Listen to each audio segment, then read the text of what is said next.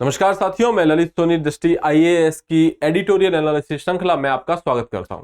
आज के इस वीडियो में हम लोग बात करने वाले हैं एक आर्टिकल की जो कि द हिंदू न्यूज़पेपर से लिया गया है, जिसका टाइटल है the stormy Red Sea and the complexities of the global event. यहाँ पे रेड सी मतलब हम लोग लाल सागर के बारे में बात कर रहे हैं। आपने सुना होगा कि पिछले कुछ दिनों से लाल सागर काफी हद तक खबरों में रहा है, क्योंकि इसका संबंध जो है आपको पता होगा कि हमास ने जो इजराइल पे हमला किया था 7 अक्टूबर को, उसके बाद से ये पूरा रीजन जो है मध्य एशिया खबरों में रहा है। और वहीं पे यमन का एक संगठन है जिसको हुथी रिबेल्स नाम के जानते हैं हम लोग। उन हुथीज ने ये कहा था कि वो इस युद्ध के दौरान हमास की साइड से लड़ेंगे, ठीक है। और इसलिए उन्होंने जो है लाल सागर के अंदर कैसी जो आप ये कह सकते हैं ऐसी कुछ गतिविधियां करनी स्टार्ट कर दी, जिसकी वजह से ये चीजें जो है खबरों में आने लगी। यहाँ पे लाल सागर में उन्होंने जो ये एक बहुत बड़ा जलमार्ग है और यहाँ से निकलने वाले जहाजों पर उन्होंने हमला किया, उन जहाजों को हाईजैक करने की कोशिश की। तो ये हूथी संगठन जो है ये कर रहा है, जिसकी वजह से लाल सागर जो है खबरों में, ठीक है। तो आज हम इस वीडियो में बात करेंगे कि ये सारी घटनाएं जो हो रही है, इनका ग्लोबल लेवल पे कहें या विश्व स्तर पर कहें तो क्या प्रभाव पड़ेगा इनका। मोस्टली जो स्पेशली जब हम बात करते हैं जो हमारी एशियन इकोनॉमीज है, जो आपकी एशिया की जो आर्थिक आप कह सकते हैं इकोनॉमीज है या फिर जो यहाँ के जो देश है, उनके ऊपर क्या प्रभाव पड़ेगा, ठीक है। चलिए तो स्टार्ट करते हैं। सबसे पहले हम लोग देख लेते हैं इसका परिचय। उससे पहले मैं आपको बता देना चाहता हूं कि सामान्य अध्ययन फाउंडेशन बैच स्टार्ट हो गए हैं और आप इन सब तारीखों पे जा करके यहाँ पे एडमिशन्स ले सकते हैं। अलग अलग जगह पे अलग अलग डेट से ये बैच स्टार्ट हो रहे हैं। ये ऑफलाइन बैचेज है, ठीक है। यहाँ पे हमारी दृष्टि आईएएस की बेस्ट फैकल्टी आपका मार्गदर्शन करेंगी, ठीक है। चलिए आगे बढ़ते हैं।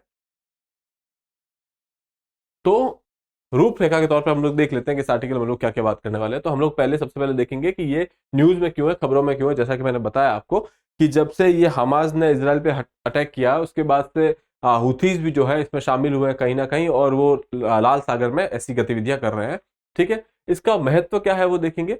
फिर वैश्विक प्रतिक्रिया क्या है, जब ये घटनाएं हो रही है तो बाकी देश इसके बारे में क्या कह रहे हैं, ठीक है।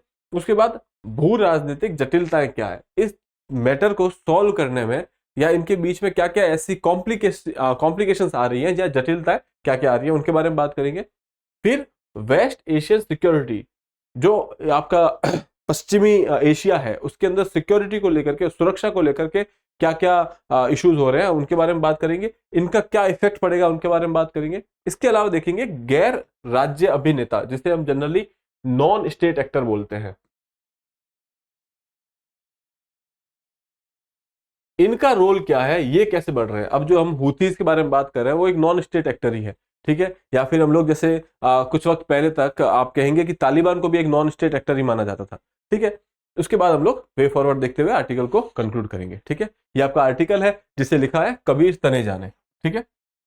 चलिए स्टार्ट करते हैं फिर। तो इसराइल के खिलाफ हमास के आतंकी हमले के बाद गाजा का समर्थन करने वाले हौथी मिलिशिया या हौथी कह दीजिए के साथ लाल सागर में संघर्ष बढ़ रहा है, ठीक है। क्योंकि ये वहां के जहाजों को आने जाने में दिक्कत कर रहे हैं, वहां के नेविगेशन में इश्यूज क्रिएट कर रहे हैं, ठीक है।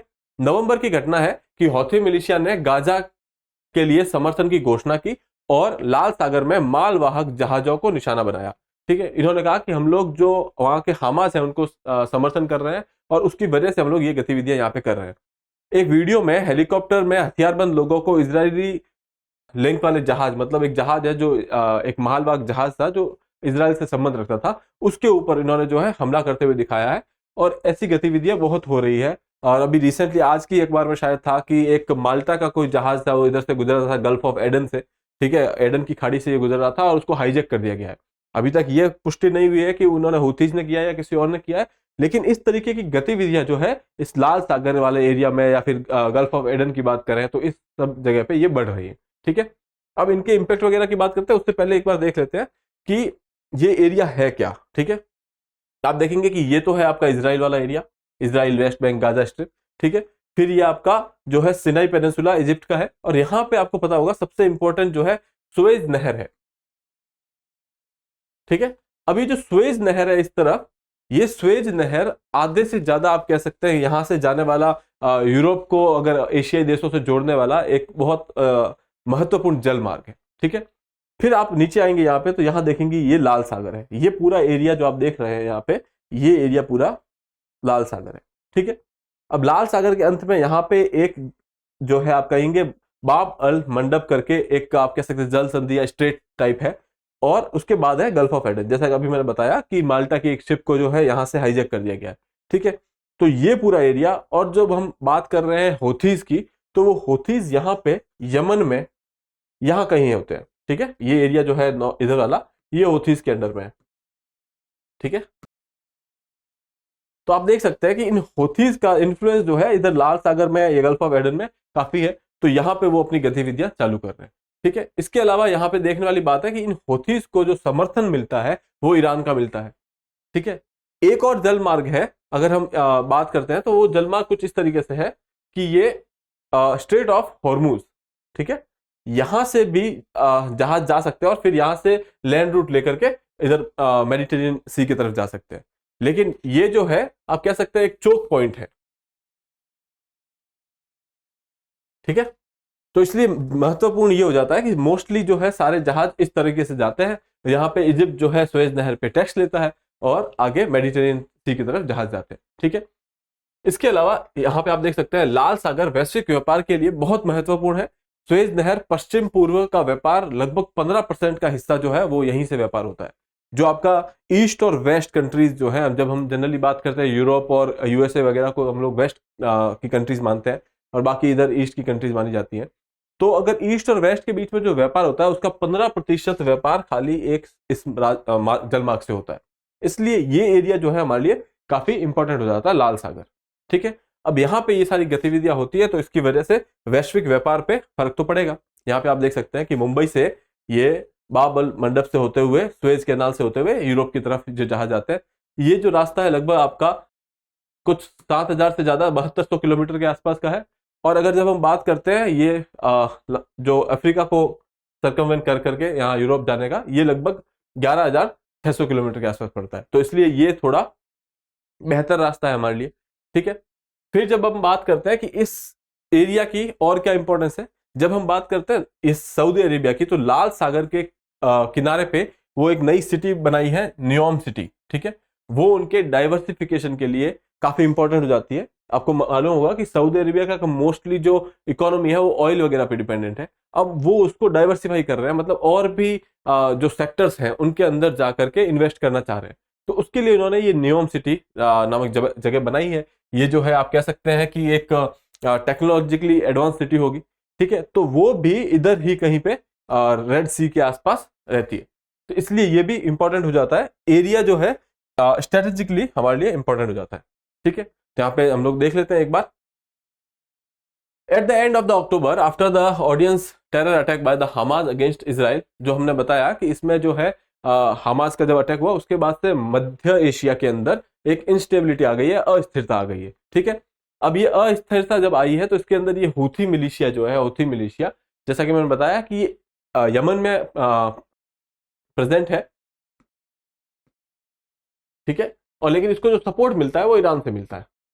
और ये भी इस युद्ध में कूद गए और इन्होंने बोला कि हम हमास का सपोर्ट करते हैं, और उसके बाद इन्होंने कुछ ऐसी गतिविधियां यहाँ पे स्टार्ट की है जैसे जहाजों का रोक लेना, उनका हाईजैक करना। ठीक है, फिर यहाँ पे देखेंगे ये जो स्ट्रेट ऑफ हॉर्मुज के बारे में मैंने आपसे बात की है, यहाँ पे ये स्ट्रेट ऑफ हॉर्मुज जो है यहाँ पे, जो आपका गल्फ ऑफ ओमान और पर्शियन गल्फ को जोड़ता है, तो ये भी एक इंपॉर्टेंट जल मार्ग है। आप कह सकते हैं ये Iran, Saudi Arabia, Bahrain, Kuwait, Iraq, Qatar, इन सबको बॉर्डर करता हुआ है और एक जियो पॉलिटिकल और जियो स्ट्रेटेजिक चोक पॉइंट है। ठीक है, इसकी वजह से जो रेड सी वाला एरिया हो जाता है वो काफी इंपॉर्टेंट हो जाता है हमारे व्यापार के लिए। ठीक है, तो उसके अलावा दूसरा जो है अरेबियाज फ्यूचरिस्टिक सिटी नियोम, ये भी इसी जलमार्ग पे जो है प्रेजेंट है, तो इसके लिए ये और ज्यादा इंपॉर्टेंट हो जाता है। अब जैसा कि मैंने बताया कि मोस्टली लगभग 15% व्यापार इसी से होता है। अब ये जो इवेंट हो रहे हैं उसके बाद वैश्विक प्रतिक्रिया क्या आई है।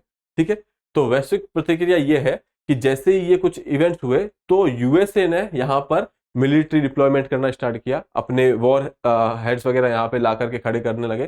तो यहाँ पे वो कह सकते हैं कि संयुक्त राज्य अमेरिका ने ड्रोन और लंबी दूरी की मिसाइलों सहित सैन्य बलों को यहाँ पे तैनात कर दिया।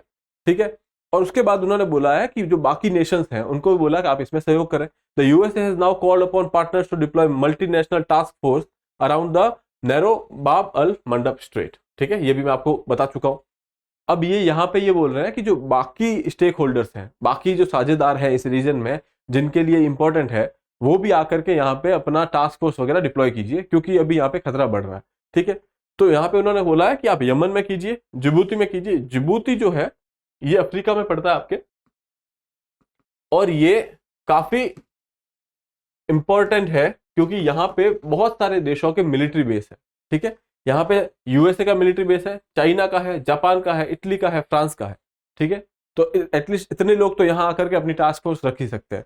इसके अलावा अरिट्रिया जो है वहां पे इन्होंने बोला कि आप टास्क फोर्स रखिए, ताकि यहाँ पे आप कह सकते हैं कि ऐसे गतिविधियों को रोका जा सके। ठीक है, बाकी हम देखते हैं कि हुथीज जो है किसी टाइम पे इनके पास 3 या 4 मिसाइलें हुआ करती थी। अब इन्होंने कम से कम 8 टाइप की अलग अलग मिसाइलें, और उनकी रेंज लगभग 1000 किलोमीटर तक की रेंज वाली मिसाइलें जो है इन्होंने इकट्ठा कर लिया। ठीक है, तो मतलब आप कह सकते हैं कि इन नॉन स्टेट एक्टर्स जो है इनका यहाँ पे प्रभाव बढ़ रहा है। ठीक है, फिर अमेरिका ने महत्वपूर्ण जलमार्ग बाल और मंडप में एक बहुराष्ट्रीय टास्क फोर्स की मांग की है कि बाकी सारे स्टेक होल्डर्स मिल करके आप यहाँ पे एक टास्क फोर्स बनाइए जो कि इस रीजन की सुरक्षा करेगा। ठीक है, तो ये अमेरिका की मांग है, ये वैश्विक आप कह सकते हैं प्रतिक्रिया है जहां पे ऐसे हमले हो रहे हैं। तो फिर भू राजनीतिक जटिलताएं क्या है। ठीक है, अब इस एरिया में बहुत सारे देश हैं, बहुत सारे देशों का यहाँ पे आप कह सकते हैं कि इंटरेस्ट लाई करता है। ठीक है, तो यहाँ पे बहुत सारी जटिलताएं भी आनी वाजिब बात है। देखिए यहाँ पे सऊदी और ईरान का तनाव 2015 से पहले आपको ये सऊदी और ईरान ये लोग जो है इस्लामिक कंट्रीज है, और उनके बीच में आपस में भी कुछ कुछ तनाव है। ठीक है, उसकी वजह से 2015 में यमन में हौथीज के खिलाफ एक युद्ध किया था। ठीक है, मैं आपको थोड़ा सा इसको और अच्छे से समझाने की कोशिश करता हूं कि यहाँ पे सारा इशू स्टार्ट होता है आपका इजराइल और हमास कह दीजिए आप यहाँ पे। ठीक है, अब इन हमास को सपोर्ट करने के लिए जो है आपके हुथीज आते हैं। ठीक है, हौथी रिबेल, और ये कहां के हैं, ये आपके यमन में है। और इनको सपोर्ट कहां से मिल रहा है, समर्थन कहां से मिल रहा है, इनको समर्थन मिल रहा है ईरान से। यहां लिख देते हैं, ईरान से इनको समर्थन मिल रहा है। ठीक है, अब ईरान के और सऊदी अरब जो है उनके संबंध अच्छे नहीं थे 2015 2019 तक आप कह सकते हैं। ठीक है, 2019-20 तक इनके संबंध जो है अच्छे नहीं थे। ठीक है, इजराइल को कौन सपोर्ट कर रहा है, यूएसए सपोर्ट कर रहा है। और आप ये कहेंगे कि जब इनके संबंध अच्छे नहीं थे तो 2015 में सऊदी ने हमास के खिलाफ एक वॉर स्टार्ट कर दी कि यमन में ये लोग उत्पात मचा रहे हैं, तो हम लोग जाके इनको रोकेंगे। तो यहां पे सऊदी ने 2015 में हमास के खिलाफ एक जंग छेड़ दी, आप कह सकते हैं लड़ाई स्टार्ट कर दी। फिर अभी पिछले साल क्या होता है कि इन दोनों कंट्रीज के अंदर जो है चीन समझौता कराता है। चीन एक समझौता कराता है, शांति व्यवस्था टाइप स्टैब्लिश कर लेता है। और जब ऐसा होता है तो फिर ये लोग इनसे भी बातचीत करने लगते हैं, जिनके खिलाफ युद्ध कर रहे थे यमन में। उन्होंने बोला कि युद्ध छोड़िए, बातचीत कर लेते हैं। ठीक है, तो आज की कंडीशन ये है कि सऊदी और ईरान के बीच में एक समझौता हुआ है या फिर एक डिटेंट हुआ है। ठीक है, और हमास और सऊदी के बीच में बातचीत चल रही है। ठीक है, तो इन दोनों के जो इश्यूज थे वो तो सॉर्ट आउट हो गए। अब यहां बात आई अमेरिका की। तो अमेरिका जो है इजराइल को पूरा समर्थन दे रहा है, और जैसे ही वो इजराइल को पूरा समर्थन दे रहा है तो ये जो अरब के देश हैं उनको थोड़ी सी दिक्कत हो रही है इस बात से, तो वो अमेरिका से खिलाफ हो जाते हैं। ठीक है, और जब भी अमेरिका के खिलाफ है और अमेरिका जो है यहाँ हुथीज पे अटैक करने की बात कर रहा है इस रीजन में, तो फिर ये बोल रहे हैं, सऊदी वगैरह बोल रहे हैं कि आप जो है डायरेक्ट मिलिट्री एक्शन मत लीजिए, सीधा जा करके जो आप सेना के साथ हस्तक्षेप करना चाह रहे हैं वो नहीं कीजिए। ठीक है, तो यहाँ पे कुछ जटिलताएं आ जाती है 3-4 देशों के बीच में। सबसे पहली बात, इशू स्टार्ट होता है इजराइल और हमास के बीच में। हमास को सपोर्ट करने के लिए हौथी आते हैं जो कि यमन के हैं। यमन में 2015 के आसपास सऊदी जाता है कि ये हौथी उत्पात मचा रहे हैं, तो हम लोग जाकर के एक वॉर करते हैं। ठीक है, क्योंकि इनका और ईरान का 36 का आंकड़ा था उस टाइम पे। ठीक है, जब ईरान का इनके बीच में चीन ने समझौता करवा दिया तो इन लोगों ने आपस में भी बातचीत करनी स्टार्ट कर दी। ठीक है, और फिर अमेरिका जब इजराइल का साथ दे रहा है तो अरब नेशंस कह रहे हैं कि आप अभी डायरेक्टली हौथीज के ऊपर किसी तरीके का मिलिट्री एक्शन मत कीजिए, ठीक है, थोड़ा संयम बना के रखिए, ठीक है। तो ये सारी इक्वेशन है वहां की, जिसकी वजह से हम लोग ये सारी बातचीत कर रहे थे। तो सऊदी और ईरान के बीच में पहले तनाव था, ठीक है, और 2015 में ये युद्ध किया इन्होंने उनके खिलाफ। फिर इन दोनों के बीच में चीन ने मध्यस्थता करी, ठीक है, और अब उसकी वजह से क्या हो रहा है, अरब और अमेरिका के जो देश हैं उनके बीच में, अमेरिका जो है, अरब और अमेरिका के बीच में संतुलन की कमी आ रही है, ठीक है, जिसकी वजह से यहाँ पे जटिलताएं और बढ़ गई है, क्योंकि अमेरिका डायरेक्ट एक्शन ले नहीं पा रहा है, क्योंकि बाकी यहाँ के जो आसपास के देश है वो उन्हें बोल रहे हैं कि आप ऐसा नहीं कीजिए। दूसरी बात यह है कि ऑलरेडी वहां पे वॉर लाइक सिचुएशन है, जो आप मध्य एशिया की बात करते हैं, वह इसराइल पहले ही वॉर किए हुए हैं, युद्ध किए हुए हैं। तो अभी इसलिए अमेरिका बस इतना बोल रहा है कि जो बाकी साझेदार हैं वो भी आए और यहाँ पे एक टास्क फोर्स रख दीजिए, जब भी ऐसी कोई गतिविधि होती है उसको रोकने के लिए आप लोग साथ दीजिए, ठीक है। अब यहाँ पे आगे बढ़ते हैं कि एशियन इकोनॉमीज पे क्या इंपैक्ट है। जैसा कि मैंने बताया कि एक बहुत बड़ा जलमार्ग है। अब एशिया को क्या चाहिए, ऑयल, और ऑयल कहां से आ रहा है, इस जलमार्ग के थ्रू यहां आ रहा है, ठीक है। तो इसलिए इंपॉर्टेंट हो जाता है कि ये जलमार्ग की सुरक्षा बनी हुई रहनी चाहिए, ठीक है। तो अगर ऑयल नहीं आता है तो इकोनॉमीज पे इंपैक्ट पड़ेगा, ठीक है। दूसरा, यूरोप के साथ जो भी व्यापार हो रहा है वो इस जलमार्ग के साथ हो रहा है, ठीक है, 15 से 20% इसी जलमार्ग से हो रहा है, तो उसके लिए भी इंपॉर्टेंट हो जाता है। तो जब भी यहां कोई इशू होता है, लाल सागर के अंदर कोई इशू होगा, तो उसका इंपैक्ट कहां पड़ेगा, एशियन कंट्रीज में पड़ेगा। आप देखेंगे Japan, South Korea, China, India, इन सब का जो है व्यापार जो होता है वो इसी एरिया से होता है और इन सब के ऊपर इफेक्ट पड़ेगा। अब इंडिया ने तो क्या है ना, पहले यहाँ पे ऑपरेशन संकल्प करके 2019 में चलाया था। उसके अंदर जो क्या है, नेवी जो है आपकी मालवाहक जो जहाज जाते हैं उनके साथ साथ उनको एस्कॉर्ट करती है, मतलब उनके साथ साथ जाते हैं, उनकी सुरक्षा का ध्यान रखती है, ठीक है। ये हमने किया हुआ है। जब हम बात करते हैं साउथ कोरिया की, ठीक है, तो साउथ कोरिया के कुछ टेंशन है ईरान के साथ, उसकी वजह से उनको ज्यादा प्रॉब्लम हो रही है। जापान ने भी थोड़ा बहुत कुछ बातचीत करके ईरान के साथ सेटल कर दिया है, तो वो सब ठीक है, लेकिन अल्टीमेटली ये परमानेंट सोल्यूशन तो है नहीं। आप कब तक अपने जहाज के साथ सेना को भेजेंगे, या फिर कब कब तक आप किसी देश के ऊपर डिपेंडेंट रहेंगे। तो जरूरी ये है कि उस रीजन की, उस एरिया की सुरक्षा को ध्यान में रखा जाए, ठीक है। तो यहाँ पे लाल सागर में सुरक्षा की कमी से वैश्विक व्यापार प्रभावित होता है, जिसका एशियाई अर्थव्यवस्था, जापान, भारत, दक्षिण कोरिया, चीन पर संभावित असर पड़ता है। भारत में 2019 से ऑपरेशन संकल्प के तहत, ये ऑपरेशन आपके प्रीलिम्स के लिए भी इंपॉर्टेंट हो सकता है, संकल्प के तहत सैन्य क्षमताओं का संचालन किया, जहां भारतीय नौसेना ने भारत ध्वजांकित जहाजों को, विशेष रूप से तेल टैंकरों को एस्कॉर्ट करना शुरू किया। मतलब उनको एक विशेष सुरक्षा प्रदान की गई ताकि उन पर कोई किसी तरीके का हमला ना हो, ठीक है। तो ये कुछ इंपैक्ट है। अब वेस्ट एशिया की सिक्योरिटी में, यहाँ की सुरक्षा में कौन कौन स्टेक होल्डर्स हैं। अब देखो, हमने सबसे पहले यहाँ पे बात कर दी, यूएसए की तो बात की हमने, ठीक है, वो अपनी हेजेमनी बनाए रखना चाहता है एक। दूसरा, इंडिया। इंडिया इस रीजन में वैसे भी एंटी पायरेसी को लेकर के कमिटेड है, ठीक है। आज जब ये माल्टा के जहाज पर हमला हुआ तो सबसे पहले इंडिया ने अपनी जो है वहां पे फोर्स भेजी उस चीज को रोकने के लिए, ठीक है। तो आप ये कह सकते हैं कि एंटी पायरेसी को लेकर के इंडिया कमिटेड है, ठीक है। तीसरा जापान हो गया। चीन भी चाहता है कि इस रीजन में सुरक्षा बनी रहे। साउथ कोरिया हो गया, ठीक है। तो ये सारे के सारे स्टेक होल्डर्स हैं। आज से कुछ टाइम पहले 2012 में भी ऐसी कुछ गतिविधियां हुई थी, जिसकी वजह से पायरेसी रिलेटेड गतिविधियां हुई थी।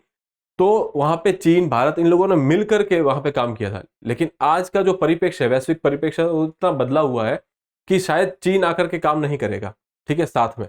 लेकिन बात वो है कि जब चीन नहीं करेगा तो भी बाकी देश तो जा ही सकते हैं, ठीक है। तो अल्टीमेटली यहाँ पे जब यूएसए कह रहा है कि आप हमारे साथ आइए, साथ मिलकर के हम इस एरिया की सुरक्षा करते हैं, तो उसमें कुछ गलत बात है नहीं वैसे, ठीक है।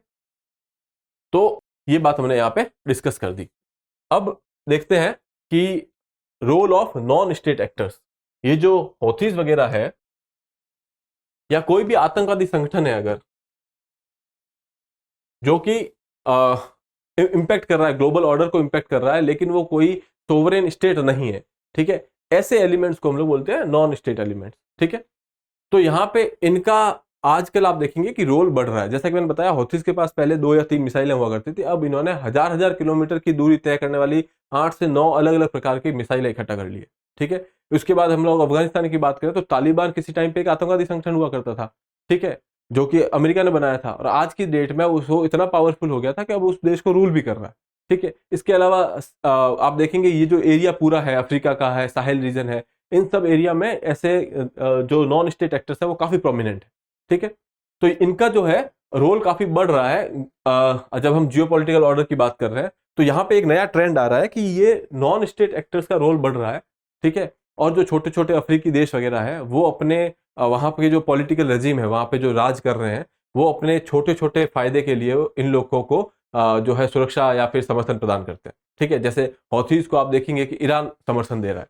ठीक है, तो ये सारी चीजें जो है अल्टीमेटली इनके पावर को बढ़ा रही है, और पहले हमने कभी इन पे इतना ज्यादा ध्यान नहीं दिया। दूसरी बात, जब हम वेस्ट एशिया की बात करें या पश्चिम एशिया की बात करते हैं, तो भारत की जो गणित है उसके अंदर हम लोगों ने इन पे ज्यादा पहले ध्यान नहीं दिया है। ठीक है, देशों के साथ रिलेशंस अच्छे थे, लेकिन इस एरिया में जो सिक्योरिटी है या इस एरिया में जो युद्ध चल रहे हैं उन पे ज्यादा ध्यान नहीं दिया। लेकिन अब हमारे लिए इंपेरेटिव हो जाता है कि हम इस पे ध्यान दें, क्योंकि ये हमारे आर्थिक जो विकास है उसके लिए भी इंपॉर्टेंट हो जाता है, हमारे ऑयल रिसोर्सेज के लिए इंपॉर्टेंट हो जाता है। अगर इसके अलावा हमारे बहुत सारे इन्वेस्टमेंट है। आपको पता होगा कि G20 में हमने यहाँ से एक कनेक्टिविटी इंफ्रास्ट्रक्चर क्रिएट करने की बात की थी। ठीक है, अब वहां पे युद्ध हो रहा है, जो इजराइल वाला युद्ध हो रहा है, उसकी वजह से वो प्रोजेक्ट भी जो है लटका हुआ है। तो ये सारी चीजें जो है इम्पैक्ट कर रही है वहां की सिक्योरिटी को, वहां के सुरक्षा को, और इनमें सबसे बड़ा रोल जो है ये नॉन स्टेट एक्टर्स का है। तो अब इस बात का हमें ना संज्ञान लेना होगा कि इनकी पावर बढ़ रही है और इनके ऊपर एक किसी तरीके का अंकुश लगाना जरूरी हो जाता है। तो अब आगे हमारे लिए क्या, आगे कैसे बढ़ सकते हैं? तो लाल सागर की स्थिति उभरती भू राजनीतिक चुनौतियों से निपटने के लिए एक प्रगतिशील, चुस्त और व्यवहारिक दृष्टिकोण की आवश्यकता है, जो इस सिचुएशन को चेंज कर सकती है। आप यहां पे कह सकते हैं प्रोग्रेसिव, निम्बल और प्रैक्टिकल सॉल्यूशन चाहिए आपको। ठीक है, और प्रैक्टिकल सॉल्यूशन क्या होगा? आप बेस्ट है कि सारे स्टेक होल्डर, सारे साझेदार जो है, सारे साझेदार इकट्ठा होकर के इस रीजन की सुरक्षा में हिस्सेदारी दें। ठीक है, जैसा कि अमेरिका ने बोला कि आप एक टास्क फोर्स बनाइए, डिफरेंट डिफरेंट देश मिलकर के, अलग अलग देश मिलकर के साथ आइए, एक टास्क फोर्स बनाइए और उसको इस एरिया में जो है डिप्लॉय कर दीजिए। ठीक है, ताकि किसी एक देश के ऊपर इस तरीके का जो है आप कह सकते हैं बर्डन नहीं पड़े। ठीक है, तो यही एक सोल्यूशन हो सकता है कि आप साथ आकर के कॉम्प्रिहेंसिव सोल्यूशन बनाइए और फिर इस एरिया की सुरक्षा का संज्ञान लीजिए। ठीक है, तो आज के एडिटोरियल में हम लोग इतना ही रखते हैं, फिर मिलेंगे आपसे अगले एपिसोड में। तब तक के लिए have a good day, thank you.